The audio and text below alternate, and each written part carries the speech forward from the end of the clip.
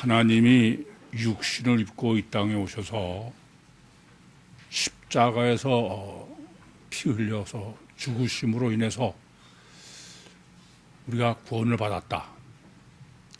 소위 피복음자. 저는 그 피복음자들은 또라이라고 생각해요. 그건 분별이 전혀 할 수 없는 그 또라이가 아니면 전혀 그건 있을 수 없다. 우리가 단정해서 그렇습니다. 여러분 생각해봐. 아니 하나님이 이 땅에 육신을 입고 오셔서 십자가에서 피 흘려서 죽으신 오신 목적이 그 피로 내 죄를 사해서 나를 의인 만들라고 오셨다고 해요. 그게 꼭 뭐나 마찬가지냐면은 내가 예수 잡아먹고 의인 되겠다는 거야. 뭐가 달라요?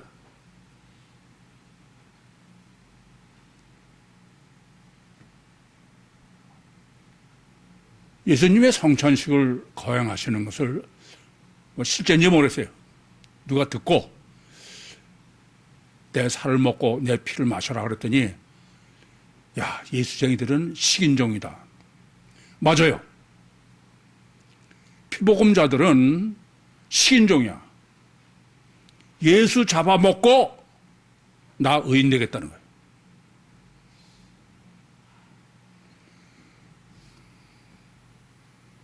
참 어처구니가 없어요. 오죽 그래서 오셨다는 거야. 나를 의인 만들라고. 그러면서 예수를 사랑한대. 아니 예수 잡아먹고서 그래서 내가 의인 됐다고 잡아먹은 예수를 사랑해? 전 피복음만 생각하면 이 피가 끓어 정말.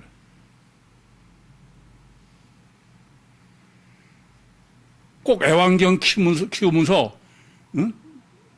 요거 터시하게 잘 커야 내가 보신용으로 잡아먹지. 그러면서 사랑하는 게 그게 사랑이에요? 뭐가 달라요?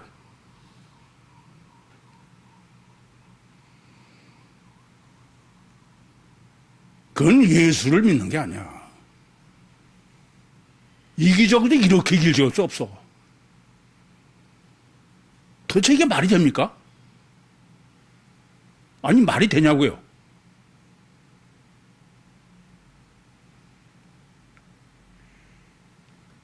그러면서 부활절을 못 줬대.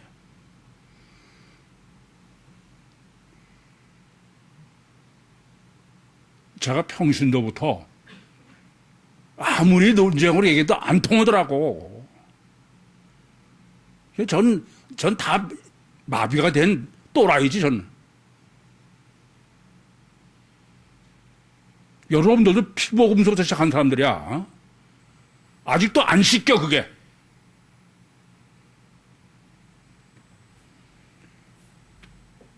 생각해 보세요. 내 죄 없어지기 위해서 예수님이 그게 예수를 믿는 거고 예수 사랑하는 겁니까? 예수의 왼수지. 안 그래요?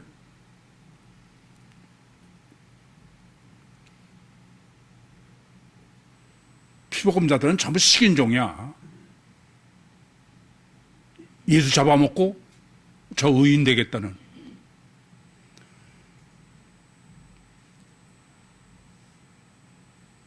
근데 예수님의 복음은 정반대야. 피복음자들은 의인 복음이고 예수님은 죄인 복음이야. 제가 여러분들 얼마나 신신당부드려. 여러분 제발 의인 되지 마십시오.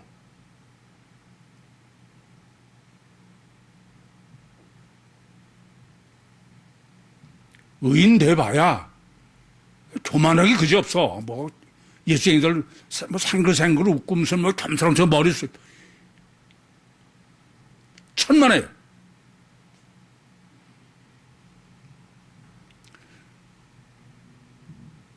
본문에서처럼 예수님은 세리와 죄인을 사랑하시고, 이번에 양에 대한 비유도 그래. 저는 예수님은 죄인 복음이기 때문에 100마리 양 중에 99마리는 죽으라고 버리고, 그리고 죄인 한 마리 양을 찾아가셨다. 99마리는 의인이라는 거야. 그런데 그렇게 해석하지 않아요. 저만 그렇게 해석하지. 99마리 다 구원하시고 마지막 하나까지 구원하셨다. 참 심각한 얘기입니다. 예수님은 늘 나는 죄인을 찾아오시다. 죄인을. 예? 탕자지 형이 아니야.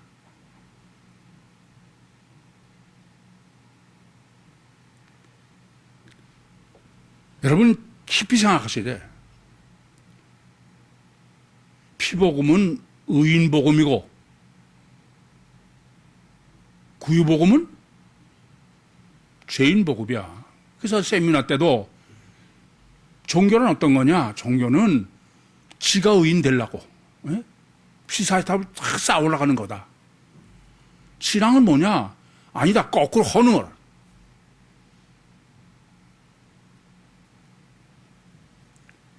잊지 마세요.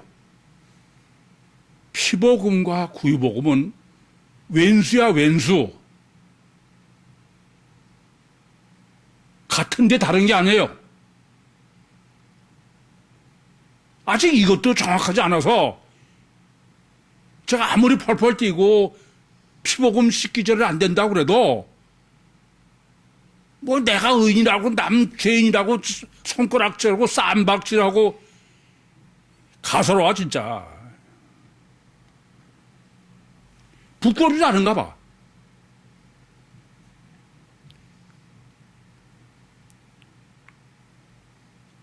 피복음은 다른 사람 모르겠어요. 예수쟁이는 정말 부끄러운 줄 알아야 돼.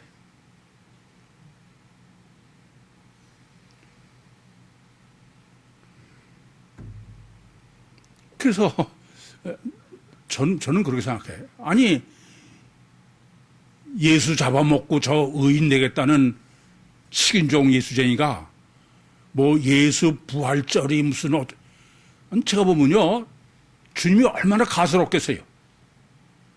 아니 예수 잡아먹고 저 의인 되겠다 그러면서 또 부활절에 무슨 피복음자는 예수는 부활하면 안 돼요. 이건 잘못하시면 안 돼. 예수가 진짜 부활하시면은 피복음자들은 지옥 중에도 어딜 가는지 아세요? 최악의 지옥에 가. 안 그래? 그래요? 그래서 예수는 부활하지 않았어, 이래. 십자가로 죽고 끝났어야 예수들 피복음자들은 지가 의인 돼가지고 철로역정제 끊고 자르고 노력해서 의인으로 빳빳하게 자신만만하게 천국에 들어가지. 겸손이 있어요, 겸손이. 여러분들도 꼭 아세요. 저한테 뭐 겸손한 척하면서 보면 아주 솔직하게 말해서 구역질이나 빠른지 아는데. 하나님도 살아계시면 안 돼. 예? 피복음자는 하나님 살아계시면 안 됩니다. 아니 하나님을 잡아먹고서는 지가 의인 되겠다 그러면서 하나님 살아계시면 큰일 나지.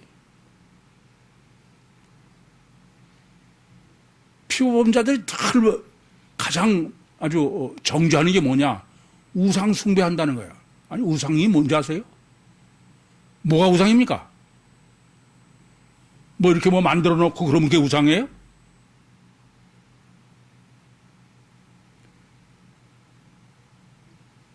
내 목적을 이루기 위해서 존재하는 신은 어떤 것이든지 그건 다 우상이야.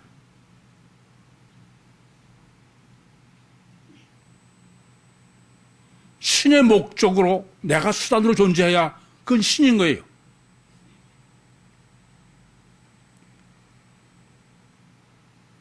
그래서 교회마다 천주교도 앞에다가 우상예수 걸어놓고 뭐 십자가가 무슨 뭐 어쩌테나? 저는요, 저들은 부끄러운지도 모른다 이거야. 고개를 들 수 없는데. 참 심각합니다.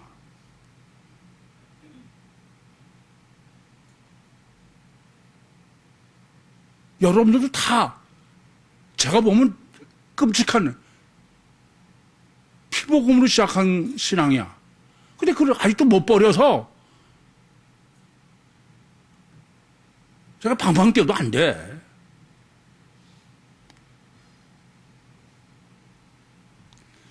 이건 웬만해가지고는 이게 해결이 안 돼요.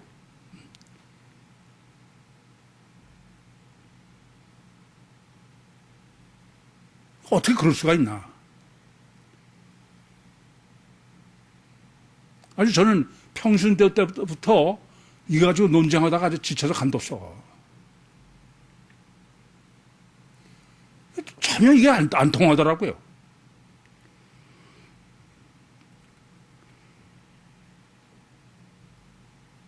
이 점은 잊지 마셔야 돼. 그냥 원죄로 지옥 가는 거는 비교도 안 돼. 피복음자가 지옥 가는 거는, 아니, 바꿔 생각해봐. 여러분이 만약에 하나님이고 심판자야. 근데, 응? 예수 잡아먹고선, 그럼 내가 의인 되겠다. 그래서 의인으로 가면 칭찬하겠어요? 이게 도대체 어떻게 된 건지.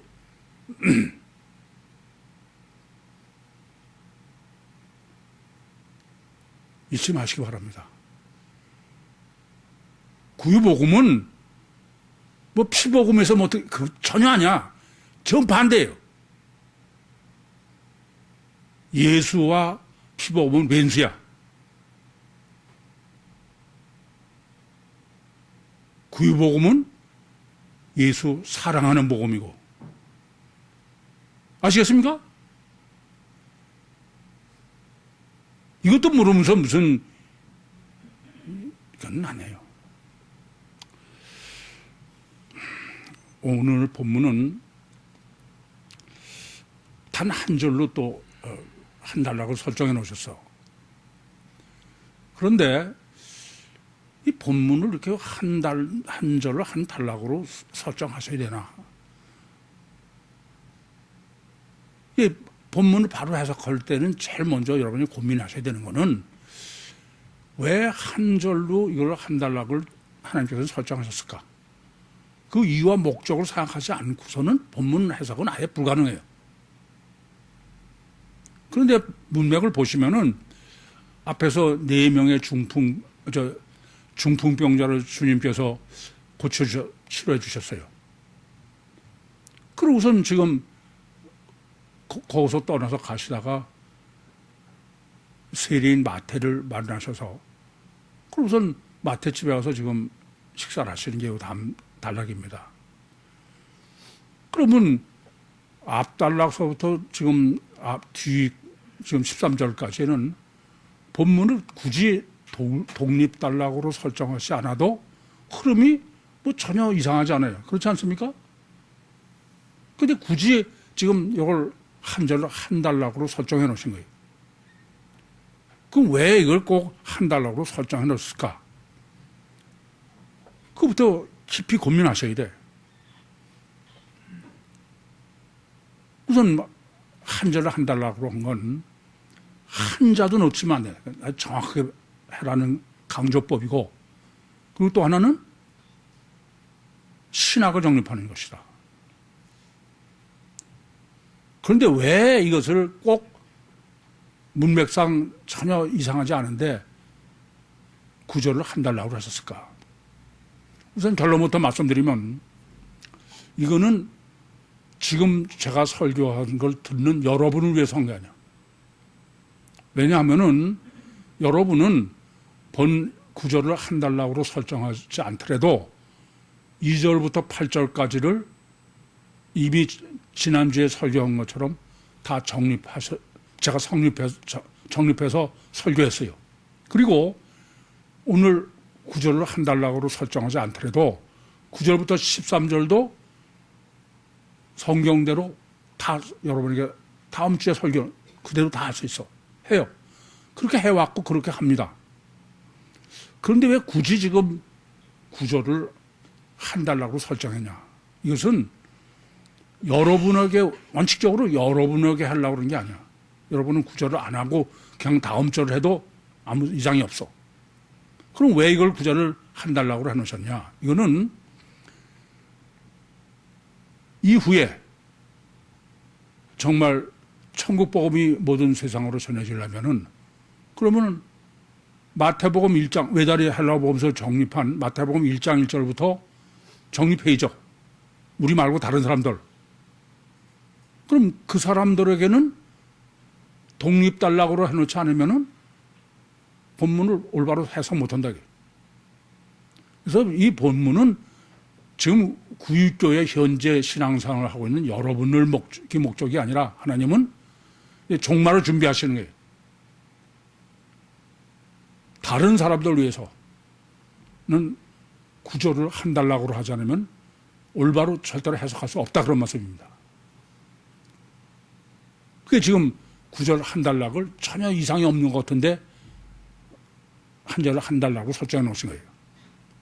그러면 이 본문을 정확하게 해석해야죠. 제 첫 번째는 본문은 카이로 시작돼요. 카이로 시작된다는 말은 앞달락의 전제라고 그랬죠. 앞달락은 뭡니까?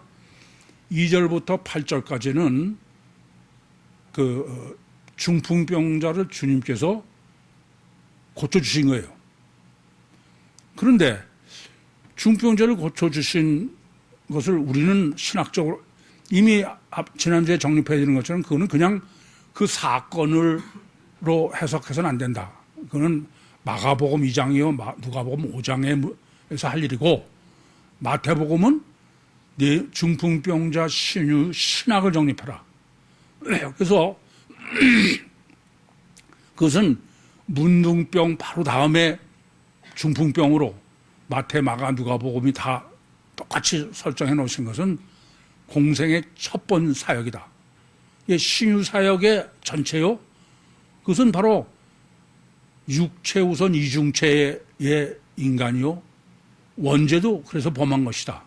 그래서 육체 우선 이중체의 주체는 영이 주체고 보이지 않는 거죠.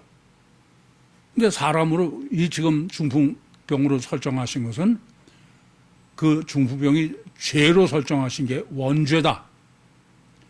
그래서 원인은 뇌졸중인데 겉으로 나타난 것은 수족의 마비다. 그래서 그것은 완전히 이중체를 분리해서 그렇게 계시한 것이 바로 주님의 공생의 사역이 성육신하신 신인 메시아의 사역을 그대로 그래서 원리와 법칙을 정립해 주신 것이 이미 지난주에 정립해 드린 것처럼 그런 거지 그 중풍병자를 고치신 사건 자체를 정립한 게 아니다. 그랬습니다. 그게 카이예요. 그걸 전제로 하게 됩니다.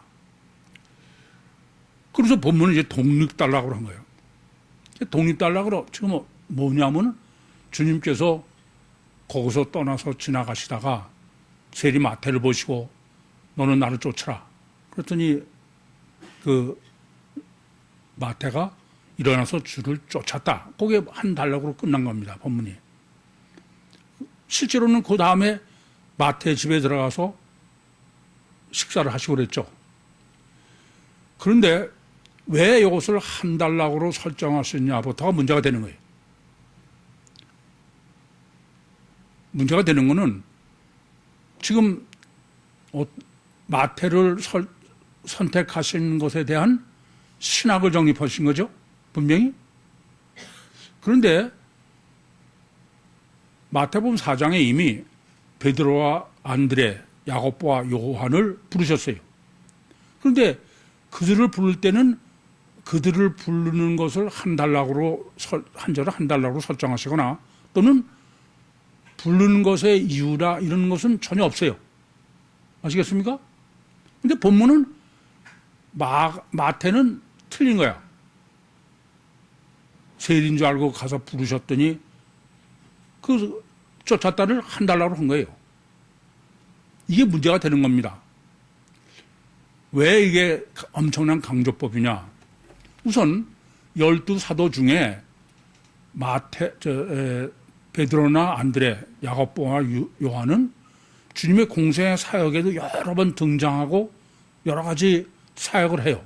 그런데 마태는 이렇게 부르셔서 지금 본문만 있고 그 후에는 12사도의 이름을 열거할 때만 등장하지 공생의 사역 중에 마태가 무슨 뭘 어떻게 했다 그러면 하나도 없는 거야. 그러면 예수님께서는 당연히 사도를 선택하시는 신학을 정립하시려면은 베드로나 야고보에서 하셔야지 마태에서 하는 건 안 되는 거죠. 그렇지 않습니까? 그러니까 이것은 오히려 이게 어떤 것이냐면 마태를 지금 선택하신 신학을 정립하는 거예요. 마태로. 그래서 지금 어떤 거냐. 주님이 부르셨더니 쫓았더라. 똑같아요. 베드로도 야고보도 다 버리고 쫓아간 거예요. 그런데 여기서 부르고 쫓아간 거를 정립하라 이게. 여기서. 예수님은 제자들 다 부르실 때 마태복음 16장 24절 말씀처럼 아무든지 나를 따르거든 자기를 부인하고 자기 십자가를 지고 날 쫓아라. 이게 가장 중요한 문제는 쫓는 거예요. 주님을 쫓는 거다. 관계성이다. 겁니다. 근데 그 관계성을 지금 본문은 뭐 다음에서요? 중풍병을 하신 다음에 지금 이 세리 마태를 부르신 거로 하신 거야. 이게 절대로 중요한 문제예요. 독립단락으로 설정하신 이유다 이겁니다. 왜 그러냐? 독립단락으로 설정 안 하고 우리 말고 다른 사람 같으면 그러면 2절부터 8절까지 예수님이 중풍병자를 고쳐주신 것을 어떻게 해석해요? 주님은 사랑이 많으셔서 그렇죠? 중풍병자 고쳐주셨다 이거예요. 박해주의로. 그래서 중풍병을 낫게 했으니까 죄 사했으니까 피복음 의인이 된 거야. 아시겠어요? 그렇게 해석한다 이거예요. 그러니까 주님이 이 땅에 오신 목적이 우리를 의인 만들어 주러 오셨다. 그렇게 중풍병자 신유의 2절부터 8절을 해석한다 이거예요. 피복음자 시절 그래 안 그래요? 그런데 지금 독립달라고 그러신 거는 주님이 오신 목적은 이렇게 의인 만들어 주려고 오신 게 아니고 관계성이다. 이 점을 아셔야 돼요. 여러분, 피복음과 구의복음 차이가 뭐예요? 피복음은 내가 의인이 되겠다는 거예요. 예수 피로 내가 죄사함 받고 그래서 내가 죄가 씻어져서 근데부터는 이제 그 자르고 제자 훈련해서 그래서 의인으로 천국 가겠다는 거예요. 그러니까 지금 쫓으라는 게 제자도죠. 제자야. 이 세상의 모든 피복음자들의 제자는 어떤 거예요? 내가 의인이 되는 게 제자다 이겁니다. 그런데 본문은 예수가 불의가 쫓았다는 건 주님과의 관계의 문제다. 이게. 이해됩니까? 구유복음과 피복음의 차이예요. 구유복음은 주님과 어떤 관계냐. 그래서 하나님은 주님 말씀대로 너희가 영생을 얻기 위하여 성경을 상고하거냐. 성경이 내에 대해서 기록했다. 그 주님은 어떤 거냐면 7일 창조의 설계도처럼 하나님과 인격적 화목한 자녀를 얻으시는 것이 하나님의 목적이고 그 성취를 하러 오셨다 그 말씀입니다. 관계성이 절대다 그런 말씀이에요. 그런데 피복음자들은 주님과 나의 관계가 중요한 게 아니고 뭐가 중요하냐? 내가 의지되는 거야. 그래서 여러분들을 제가 신론으로 성경을 읽으시라고 신신당부하는 것 중에 가장 중요한 것 중에 하나는 하나님과 나하고 어떤 관계냐 이게. 엘로힘은 어떤 관계예요? 엘로힘은 출애굽기 3장 14절 말씀처럼 객관적으로 존재하는 하나님과 나야. 그건 경배의 대상이지 교제의 대상은 아니다. 여호와는 예레미야서 31장 32절 말씀처럼 강림하셔서 우리와 직접 교제하시는 것이다. 그런데 그렇게 교제하시는 실제 목적은 임마누엘이다. 우리 안에 들어오셔서 교제하는 거다. 이렇게 구유복음은 관계성의 복음이고 피복음은 의의 복음이에요. 아시겠어요? 이것부터 분명히 아셔야 돼. 근데 이 둘은 왼수지가 아니야. 이게 문제인 거예요. 그럼 이렇게 관계성이 절대가 이제 문제인데, 그러니까 베드로는 그냥 불의가 쫓았다. 그렇게 하지 않는 것은 바로 보면은 중풍병을 고치신 것은 주님의 공생의 사역 전체요, 신사역 전체인데 그것을 피복음을 해석하지 못하게. 근데 베드로나 야고보를 선택하신 건 언제 하냐면 마태복음 4장에 하신 거예요. 중풍병 전이다 이거예요. 아시겠습니까? 무슨 말씀인지 아시겠죠? 그러니까 중풍병 전으로서는 공생애를 어떻게 해석할 건지를 정립할 수가 없는 거죠. 그러니까 지금 본문은 그래서 중풍병을 고쳐주신 것은 신유사역의 전체 대표고 또 그것은 예수님의 공생애 전체를 중풍을 어떻게 해석하느냐의 문제야. 그런데 중풍병자를 그걸 뭘로 해석하라? 관계성으로 해석하라. 이해됩니까? 근데 독립단락으로 안 하고 그냥 연결해 놓으면은 여전히 주님은 사랑이 많으셔서 세리와 죄인들과 같이 식사하시고 이렇게 다 해석하는 거야. 이게 별도로 구절로 지금 설정해 놓으신 것은 관계성의 신학이다. 그러면 주님은 왜 오셨느냐? 뭐하러 오셨느냐? 관계성의 목적은 누구하고 관계예요? 보이지는 않는 하나님과의 관계의 문제야. 엘로힘 여호와 임마누엘 뿐이 아니라 그러면 예수님에 오시는 것도 그럼 몸 때문에 오셨냐? 육신으로 피 흘려서 우리를 죄 사하러 오신 게 아니고 하나님이 실체다. 영이 실체다 이거예요. 요한복음 1장 18절 말씀처럼 본래 하나님을 본 사람이 없으되 아버지 품속에 독생하신 예수 그리스도가 나타냈다. 관념이 아니라 실제해야 된다 이거예요. 그래서 부활하셔까지도 전혀 다른 모습으로 부활하셔서 이걸 확실하게 증거하고 있는 거야. 그런데 육신으로 오신 예수가 우리를 구원하러 오신 거는 피 흘려가지고선 식인종인 우리 의인 만들려고 참 정말 어처구니 없어 너무 없어. 그러면서 카이 다음이 뭐냐? 거기서 떠나요. 거기라는 게 그럼 카이하고 거기면 어디예요? 앞단락이죠. 그러니까 주님께서 중풍병자를 고치셨어요. 그럼 왜 고쳤냐면 내 죄 사함을 받았느니라. 주님은 무슨 죄 사한 거예요?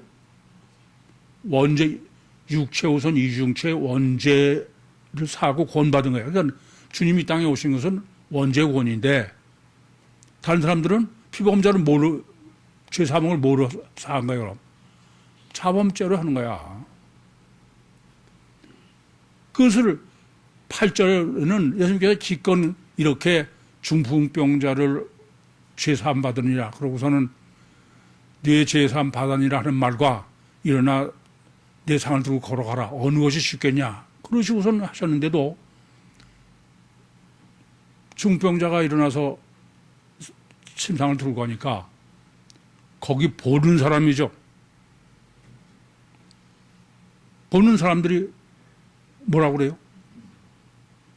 오크로스야. 단일체 이중 본능의 원죄를 유대인이 하나님의 백성이라 뭐라고요?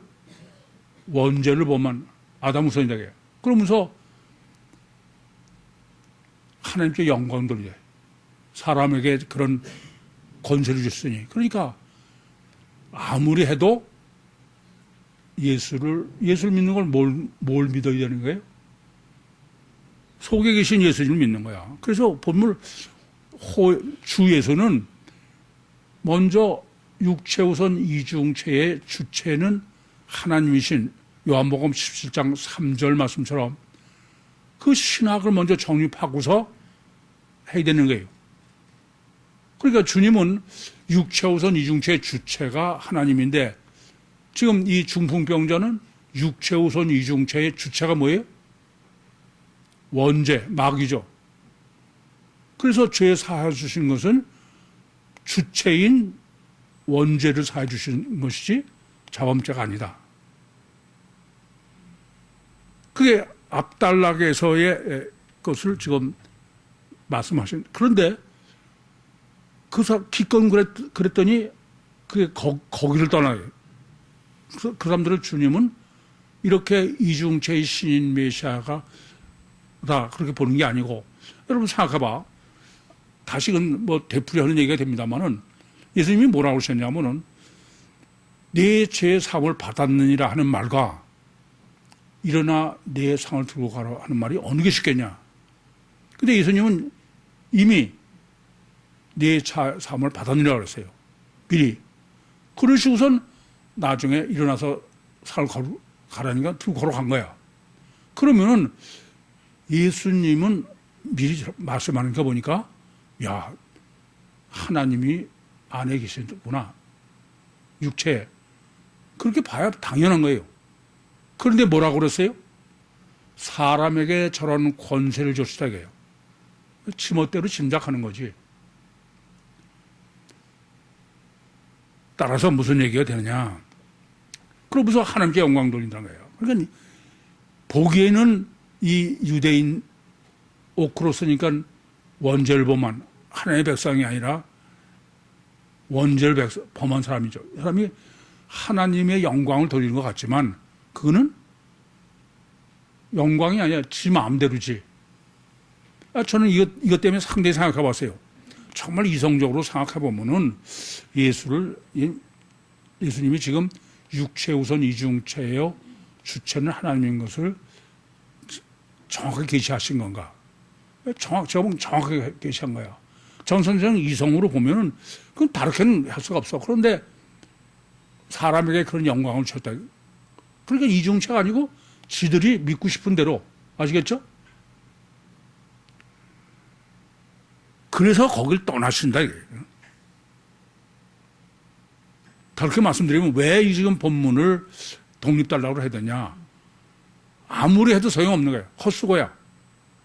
이미 정립해 드린 것처럼 8장 27절에도 주님께서 기껏 폭풍을 잔잔하게 했더니 다른 사람도 아니야.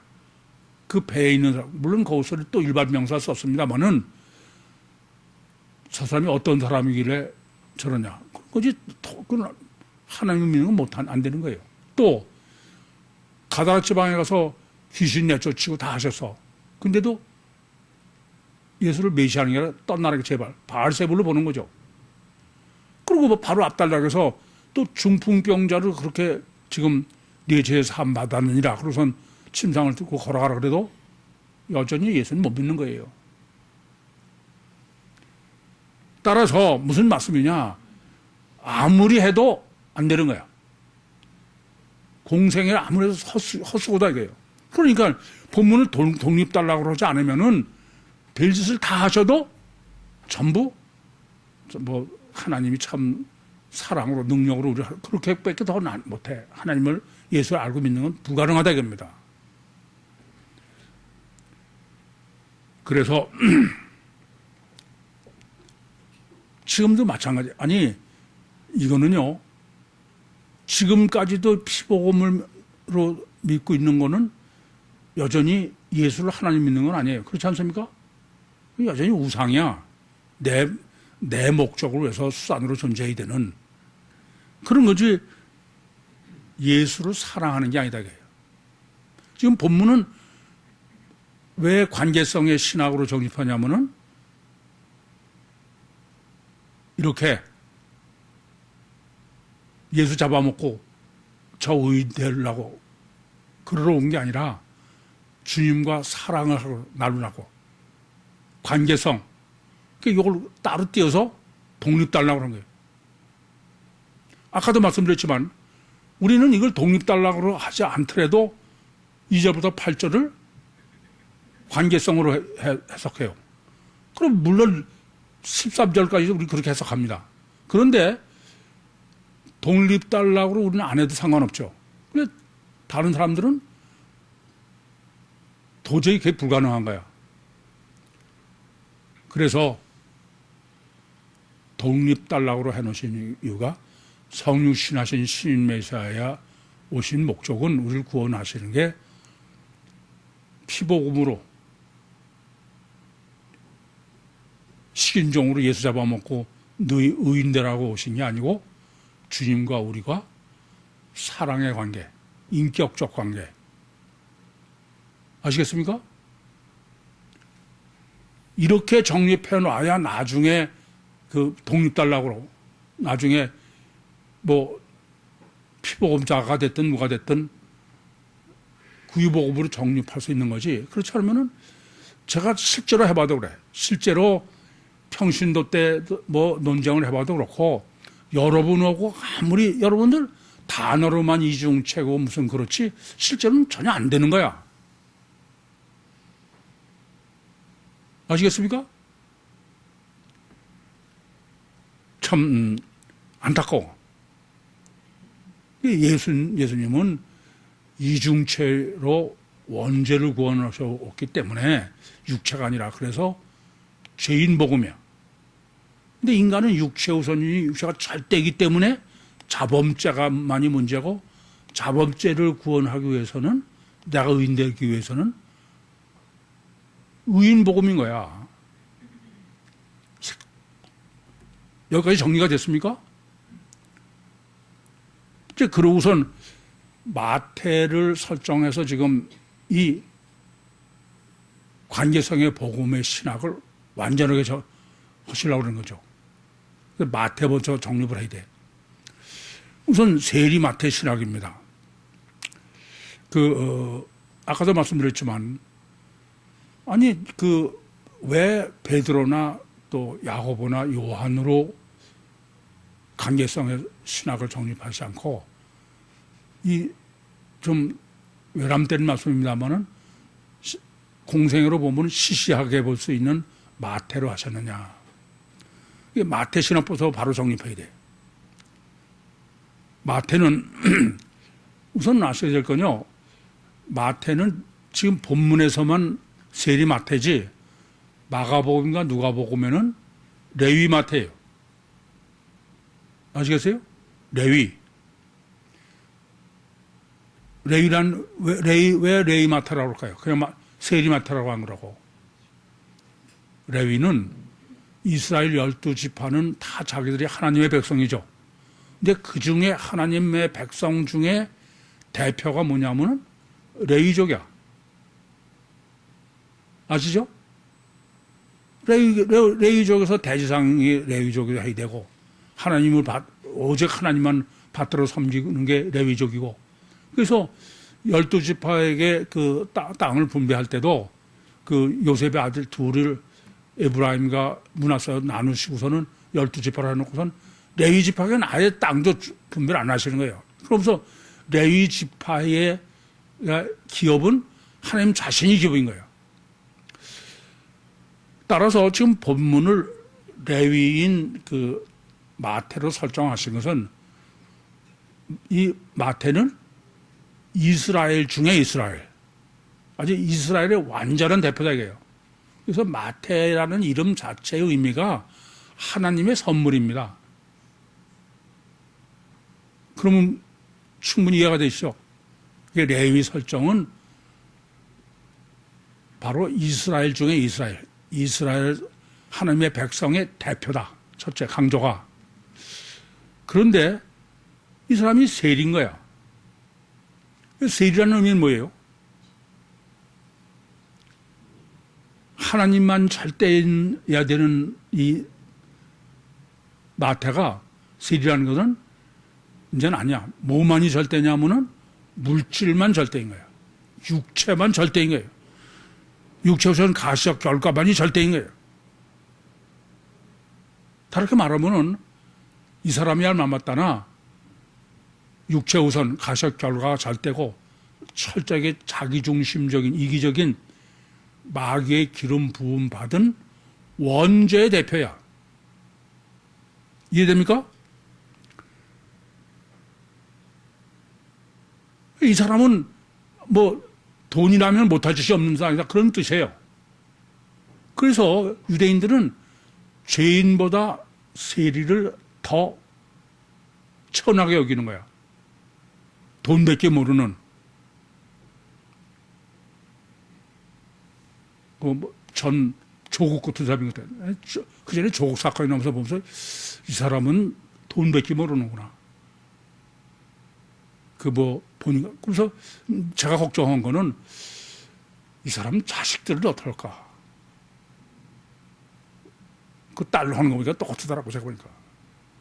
어쨌든, 이 지금 세리라는 의미는 물질이면 다다. 그렇게 해서 설정한 그런데 이렇게 물질이 다인 그야말로 배금사상 이런 사람인데 그러니까 이 사람은 다른 사람들이 다 유대인들이 뭐로 취급해요? 레위인이더라도 죄인보다 더 형편없는 사람을 취급해요. 그런데 주님이 부르신 거예요. 그럼 이 사람은 무슨 얘기가 되냐면은 레위라고란 말은 이스라엘이라는 얘기죠. 그런데 이스라엘 중에서 죄인 중에 죄이냐? 이스라엘 집에 잃어버린 양이다. 그러니까 예수님께서 마태복음 15장 24절에 나는 이스라엘 집에 잃어버린 양 외엔 다른 데는 보내심을 받지 않았다. 이렇게 이스라엘 집에 잃어버린 양에게로만 오셨다는 것을 지금 그거를 신학을 정립해 주세요. 그렇게 완전하게 설정해 놓은 게 누구라고요? 지금 세리 마태다 이겁니다. 그래서 주님은 늘 죄인 중에 잃어버린 이스라엘 중에 잃어버린 거로. 아까도 말씀드렸지만 양 100마리 중에 잃어버린 한 마리 양. 드라크마도 10드라크마 중에 잃어버린 하나. 탕자지 형이 아니고 또 가늠하다 현장이 잡혀지고 사마리아 여자고 강도고. 그래서 아까도 말씀드렸지만 예수님 복음은 무슨 복음이냐면 죄인 복음이다. 아시겠죠? 그런데 이제 그러면 이제 주님의 도야, 주님이 제자가 되는, 주님이 부르고 주님을 쫓는, 그건 어떤 사람이 조건이냐면은 누가복음 10장에 기록한 것처럼 율법사가 와서 예수님께서 구약 성경에서 계시한 계명이 어떤 게 제일 첫째입니까? 그래서 예수님께서 신명기 6장 5절 하셔서 네 마음을 다하고 목숨을 다하고 뜻을 다하여 주 너의 하나님을 사랑하라. 그러니까 주님이 이 땅에 오신 것은 하나님 사랑을 위해서 오신 거고 주님이 예수님이니까 예수님을 사랑해야 되는 거죠. 그래서 마태복음 7장, 8장에서도 제자가 뭐 부친을 장사하고 쫓겼다니까 안 된다. 제우선 철대가 누구여야 돼요? 예수님이어야 돼. 예수님 제일 주의야. 그런 거지 예수님 잡아먹고선 너 의인되는 게 아니다 이겁니다. 그래서 그야말로 오직 하나. 죽음은 죽이라. 그럴 만큼 예수님을 사랑하는 거야. 이게 정반대야 그러니까. 구유복음은 목숨을 걸고 그냥 예수님만 사랑하면 된다. 그리고 피복음은 예수 잡아먹고 너 의인되라. 끔찍한 차이죠. 그래서 주님의 제자도는 늘 다 버리고 쫓으니까. 그렇죠? 아니 베드로와 안드레를 부르실 때도 배를 버리고 또 야고보와 요한을 부르실 때도 배와 부친을 버려두고 또 그 소경 바디메우도 겉옷을 버리고. 부자 청년이 뭐가 문제냐면은 부자 청년은 주님이 있는 거 다 팔아 가난해 주고 나 쫓으라 그러는데 부자 청년이 못한 게 뭐냐면 물질을 포기 못한 거예요. 아시겠죠? 그래서 예수님의 제자도를 어떻게들 다 생각하냐 하면은 청빈, 가난해야 된다고요. 다 버리고. 그래서 뭐 천주교도 자기네 예수님의 제자다 그래가지고선 뭐 검소한 거로 그렇게 옷을 입은 것처럼 그런 거 아니에요? 그러니까 전부 제자 훈련이라는 건 다 마찬가지야. 수도생활 한다는 게 다 그런 거죠. 육적인 청빈을 얘기하는 거예요. 아무도 저처럼 버리고 쫓아야 되니까. 부자 청년은 못 버려서 못 쫓은 거다. 그런 얘기죠. 그런데 지금 본문이 이렇게 주님의 주님을 제자들에 설정한 게 놀라운 거는 이 세리 마태가 누가복음에 보면은 다 버리고 주님을 쫓아요. 다른 데처럼. 그러니까 베드로와 안드레, 야고보와 요한처럼. 아시겠습니까? 근데 본문은 전혀 버리질 않는 거야. 아니 세리라는 말은 부자라는 의미예요. 아니 돈밖에 모르는 거니까. 그러니까 삭개오도 마찬가지죠. 그런데 지금 보면은 지금 다음 10절부터 13절을 보면은 이 사람은 물질을 버린 게 아니라 부자야. 그러니까는 자기 집에 다 초대해서 대접하고 그러는 거죠. 물질적 청빈을 제자도의 조건으로 하려면은 그럼 침례 요한처럼 다 버리고 뭐 먹는 거는 메뚜기와 석청이고 뭐 광야에서 이래야 되는 거예요. 근데 이 세리 마태는 아무도 안 버려서. 그래 안 그래요? 이 제자도가 문제가 되는 거예요. 그럼 주님의 제자도는 이 지금 본문에서 제자도로 주님을 사랑하고 주님과 관계성의 절대는 뭐냐? 물질의 문제가 아니다 이거야. 뭐의 문제요? 마음의 문제인 거야. 마음에. 이 점을 아셔야 돼. 이게 첫째 가장 중요한 거예요. 본문은 지금. 그러니까 주님께서 나는 이스라엘 집에 잃어버린 양을 위해서 왔다. 그거는 무슨 육적으로 다 버리고 그게 아니라 마음의 문제다. 왜요? 인간의 주체는 마음이지 육이 아니에요.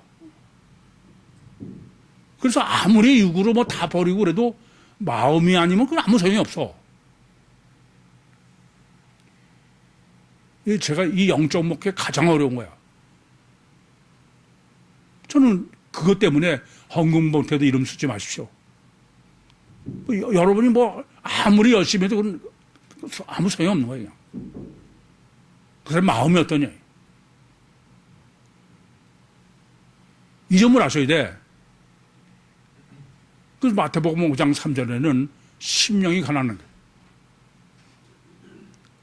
뭐 아무리 다 자기는 버린 것 같고 뭐 사실은 마음을 안 버리고 있는 사람은 솔직히 말하면 가정스러워. 이 점을 아주 명심하셔야 됩니다. 여러 번 제가 말씀드려서 뭐 어쩌고 저쩌고 해서 이유를 대면은 저 아예 듣지도 않아.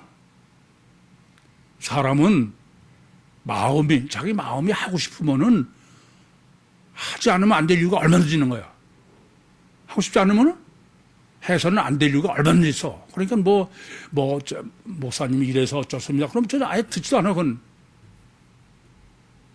마음이 문제지. 아니, 놀이학교에서도 애들을 할 때 엄마들하고 항상 씨름은 그거야. 인간은 마음이 문제지, 보이는 건 아무 의미가 없어, 전혀. 마음만 있어봐요. 그러면 그같이 그건 힘도 안 들고, 그러면서 지금 정립해 주시는 중요한 거야. 그건 뭐냐 하면은, 주님이 이스라엘에 잃어버린 양으로 왔다는 건 육적이 아니다. 영적인 이스라엘. 이해됩니까? 그러면서 이 본문을 보면서는 참 제 생각에는 눈물겨워. 아니, 예수님은 이렇게 정말 이기주의라 예수 잡아먹고 저 의인 되려고 오신 게 아니고 정말 예수님을 사랑하고 그래서 주님하고 결혼할 그 사랑하는 사람을 찾으러 오신 거야. 그게 본문이에요. 그래 안 그래요? 이스라엘주에 잃어버린 양에. 그런데 제가 보면서 참 가슴이 미워지고 눈물겨운 거는, 그럼 문제 여기까지 정립하셨으면 여러분은 예수님이 이 땅에 오셔서는 주님과 사랑을 할 수 있는 그 사람을 찾으러 오셨고 그 사람이 구원받는 거고, 그 마태복음 20선장이면 열처녀의 비유도 그거요. 또 뭐 야구와 염소 비유도 그거예요. 그렇습니까? 안 그렇습니까? 그래서 예수님은 이 땅에 오셔서 정말 사랑하는 사람 찾으러 오셨는데도 사람들이 전혀 헛수고야. 왜요? 정말 다 저는 예수님만 사랑합니다. 그런 사람으로 만나서 결혼하시려고 그러는데 저 뱀만 불러야 돼. 지가 의인이 돼야 되는 거야. 그러니까 아무리 해서 헛수고예요. 아까도 말씀드렸지만 기껏 뭐 제자리라고 해서 배에서 가시면서 폭풍을 잔잔케 해도 예수님하고는 엄밀하게는 관심이 없어. 저 어떤 사람이게 그런 거지. 도저히 주님과 마음을 나눌 사람이 없다. 심령을. 또 가라지방에서 주님 날 다 내쫓고 그래도 그건 소용이 없는 거야. 중풍병자를 고치고 다 하셔도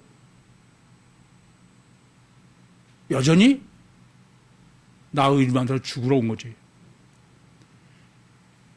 그렇게 말씀드리면은 헛수고다깁니다. 왜냐하면은 유대인의 메시아 대망 사상이 뭐예요? 유대인은 무슨 메시아를 기다립니까? 네? 유대인이 기다리고 있는 메시아도 여전히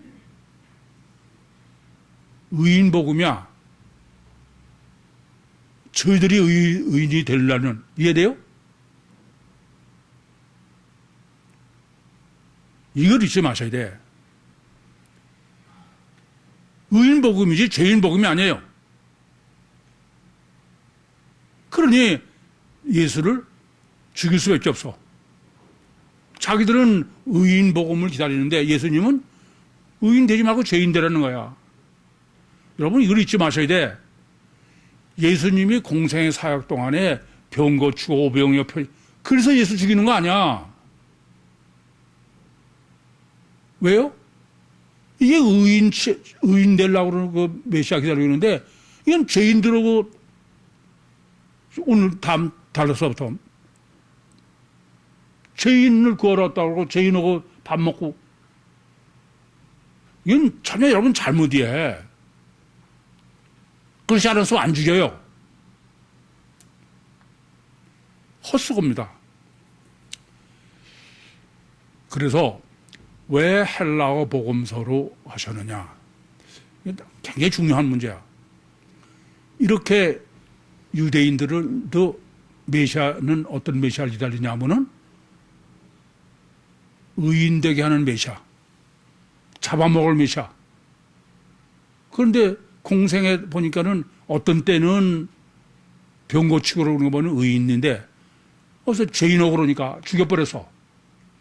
나중에 이제 그건 단편적이만 보는 거지만, 만약에 복음서를 히브리어로 게시해봐. 그러면 유대인들이 보고서는 복음서 보고 예수님을 어떤 분으로 여겼을까요?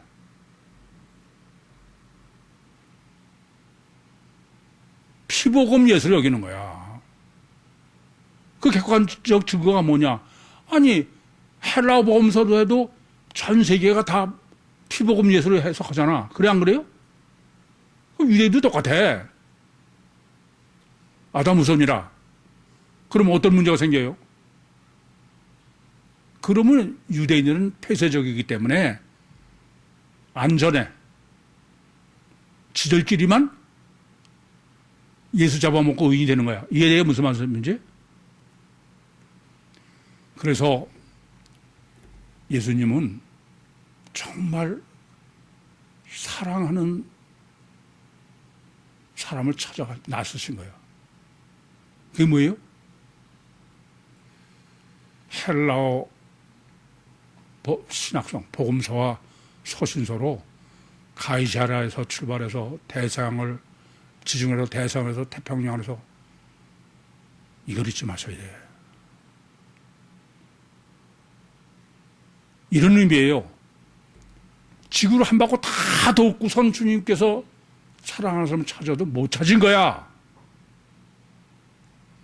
헬라어 복음서와 헬라어 서신서가 지금 우리 손에 들어오기 전까지는 헬라어 복음서가 없었던 게 아니야. 지금 똑같이 가지고 있었어. 그래, 안 그래요?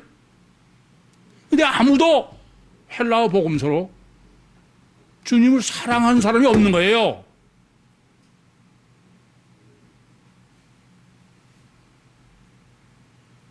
객관적 증거 아닙니까? 만약에 어디 영국 중 가서 있었어 봐.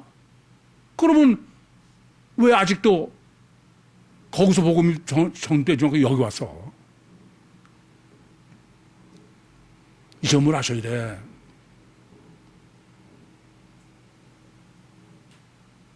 전 인류를 해도 없는 거야.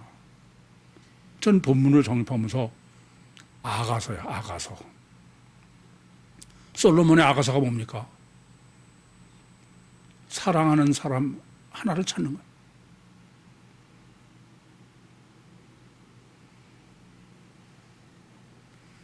이 점을 잊지 마셔요. 그게 창세기 49장이고 요한복음 10장 16절이에요.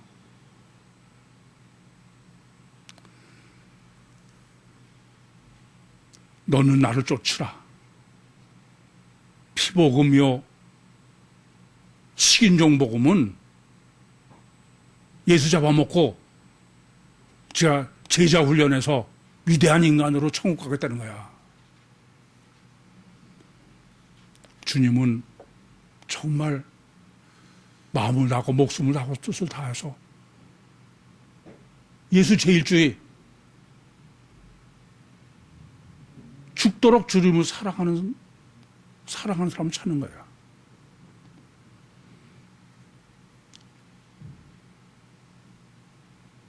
그 복음이 지구를 한 바퀴 다 돌아도 없는 거예요.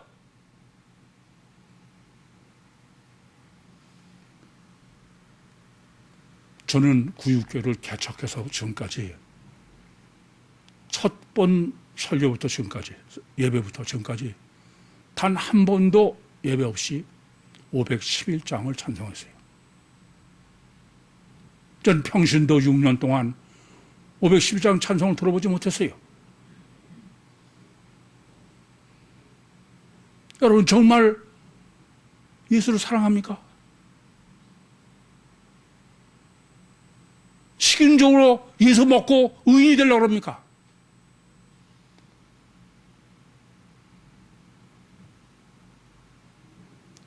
다시 한번 우리는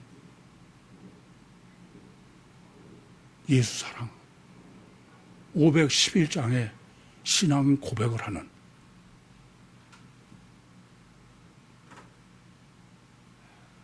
다 같이 511장 다시 한번 부르겠습니다.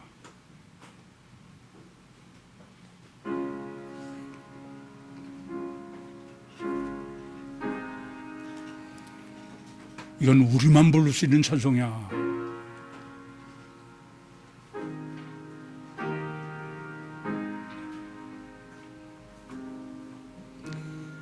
내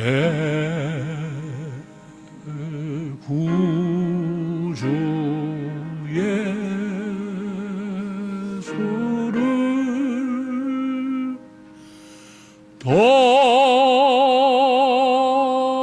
더욱 사랑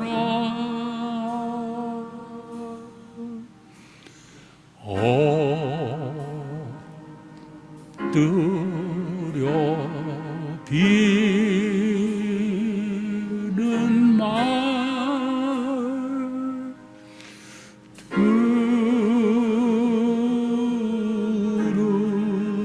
들으소서. 내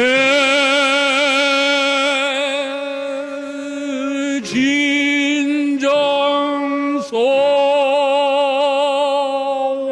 소원이 내 구주 예수를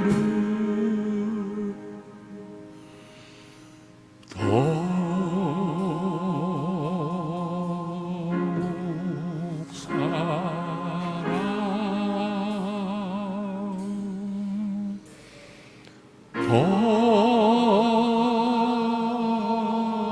더욱 사랑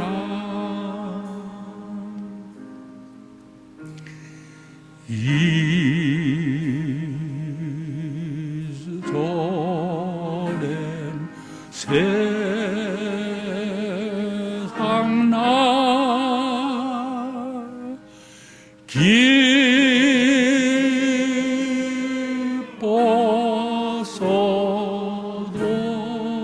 기뻐서도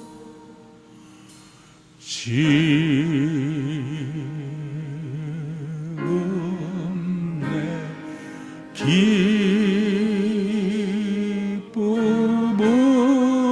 기쁨은 오직 예수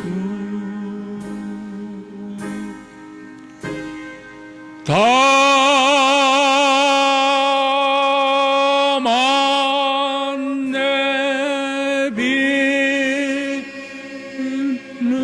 말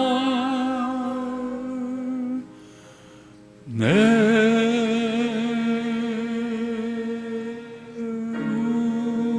구주 예수를 더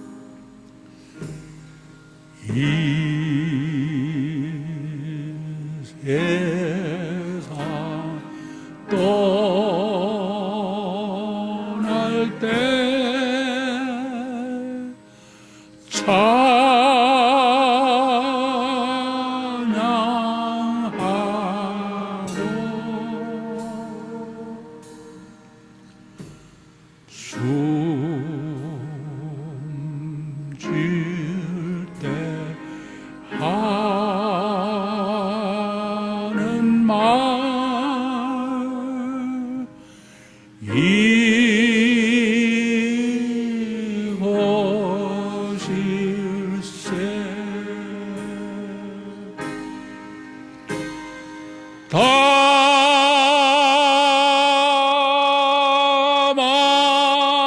내비는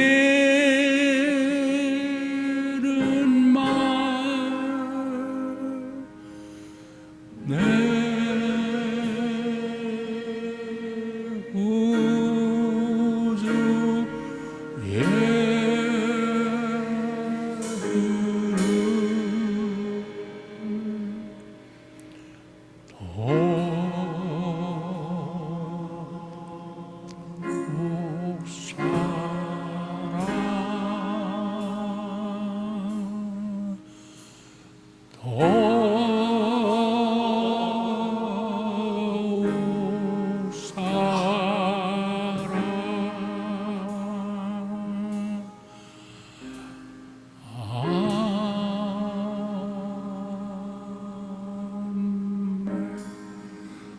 살아계신 아버지 하나님, 은혜와 사랑을 감사합니다. 이 찬송을 부를 수 있게 해주셔서 감사합니다. 오직 이 찬송을 부를 수 있는 권세를 주심을 감사합니다. 항상 예수 사랑의 찬송으로 이 세상을 살다가 예수 사랑하는 마음으로 천국에 들어가게 해 주시옵소서. 예수님의 이름으로 기도하옵나이다. 아멘.